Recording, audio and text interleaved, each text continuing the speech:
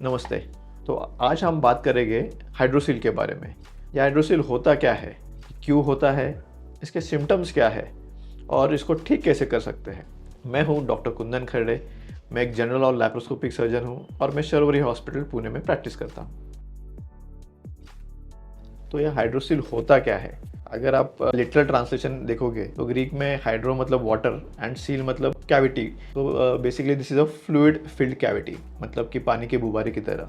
तो होता क्या है, पुरुषों में जो हमारा स्क्रोटम है मतलब कि अंडकोश होता है, इसके कुछ लेयर्स होते हैं और इन लेयर्स का काम जब कुछ गड़बड़ हो जाता है किसी कारणवश, मतलब कि एक लेयर जो है वो कुछ लिक्विड प्रोड्यूस करती रहती है and the other layer keeps on absorbing it.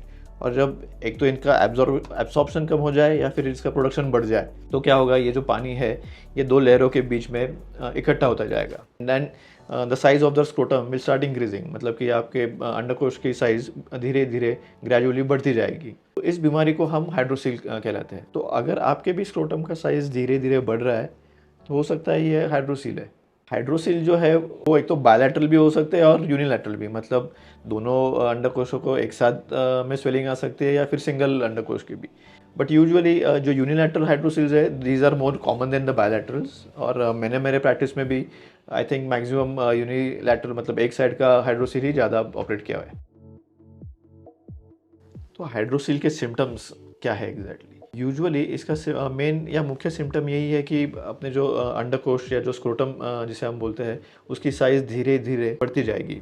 आमतौर पे इसमें कोई पेन होता नहीं है, लेकिन अगर इसको कोई चोट लग गई तो अंदर ही अंदर ब्लीडिंग होके वो आपको पेन दे सकता है, या फिर किसी कारणवश वहाँ पे इन्फेक्शन हो गया तो भी आपको उसमें पेन आ सकता है। तो इसका मेन सिम्टम वही होगा कि वो साइज़ में इतना बढ़ेगा कि आपके चलने फिरने में भी दिक्कत हो सकती है। भले ही वो आपको पेन ना करे बट यस वो डिस्कम्फर्ट ज़रूर रह सकता है एंड वो दिखने में भी कभी ख़राब दिख सकता है। ये जो हाइड्रोसील है ये सारी उम्र के लोगों को हो सकता है, मतलब अगर बच्चों में भी ये पाया जाता है जिसे हम कंजेनिटल हाइड्रोसील बोलते हैं, या फिर इवन अडल्ट्स में ये किसी इन्फेक्शन से या किसी अदर रीजंस की वजह से वो हो सकता है।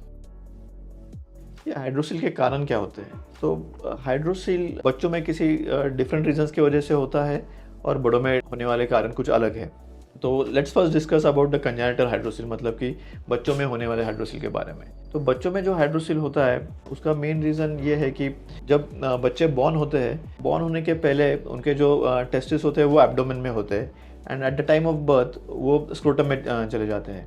किसी कारणवश अगर ये जो चैनल ठीक से क्लोज नहीं हुआ तो जो एब्डोमेन का फ्लूइड है वो अपने स्क्रोटम में लीक हो जाता है और बच्चों को हाइड्रोसील हो सकता है।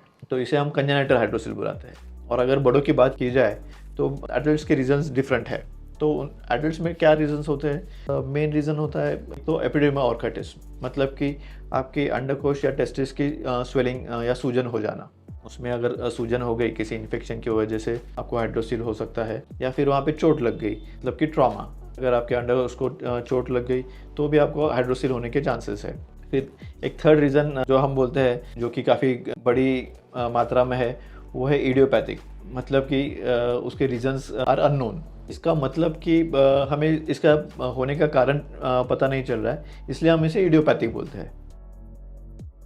हाइड्रोसील का ट्रीटमेंट, तो हाइड्रोसील के ट्रीटमेंट के लिए कोई मेडिसिन या दवाई काम की नहीं आती। तो उसका main stay of treatment will be surgery. लेकिन हर हाइड्रोसील के पेशेंट को सर्जरी नहीं लगती।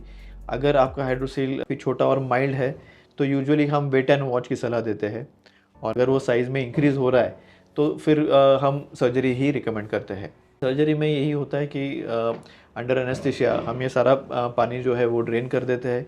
जो एक्सेस सैक है उसको भी हम एक्सरसाइज कर देते हैं और ये हाइड्रोसील को रिपेयर कर देते हैं।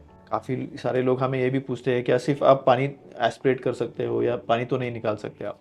तो ये बिल्कुल भी रिकमेंडेड नहीं है, क्योंकि एक तो अगर हम बाहर से इंजेक्ट करके पानी निकालने की कोशिश करेंगे तो देयर आर चांसेस कि आप बाहर का इन्फेक्शन अंदर लेके जाए और वो पूरे हाइड्रोसील को इन्फेक्ट कर दो, और पानी निकालोगे तो भी वो वापस से आता रहता है। So gold standard procedure will be कि आप ऑपरेशन मतलब सर्जरी करके या सैक को ही आप एक्सरसाइज कर दो एंड हाइड्रोसिल को रिपेयर कर दो। ये सर्जरी एक माइनर सर्जरी है। यूजुअली आप सर्जरी के दूसरे दिन ही घूम फिर सकते हो, लेकिन कंप्लीट रिकवरी के लिए आपको एटलीस्ट 2 वीक्स लगेंगे। फॉर फर्स्ट 5 डेज हम एंटीबायोटिक एंड पेन किलर्स आपको एडवाइस करते हैं, और 2 हफ्तों के लिए no aggressive physical activities, no sexual activities के लिए हम एडवाइस करते हैं। And apart from this, water intake should be good after surgery. I hope hydrocele के बारे में मैंने आपको बेसिक इन्फॉर्मेशन क्लियर कर दी है। और अगर आपको कुछ डाउट है या फिर आपको ऐसे लग रहा है कि आपके भी स्क्रोटम में कुछ स्वेलिंग है, तो don't go for self diagnosis. आप नियर बाय किसी डॉक्टर या सर्जन के पास जाके आप एग्जामिन कर सकते हो। यूजुअली हाइड्रोसिल का जो डायग्नोसिस है वो क्लिनिकल एग्जामिनेशन पे ही हो जाता है, और हो सकता है कि उसको रिकन्फर्म करने के लिए वो डॉक्टर आपको सोनोग्राफी भी एडवाइस कर सकता है। Because it is a painless thing, we tend to ignore it. तो मेरी एडवाइस एंड में यही रहेगी कि अगर स्क्रोटम में आपके स्वेलिंग है तो please go to a nearby doctor and get yourself checked. Thank you.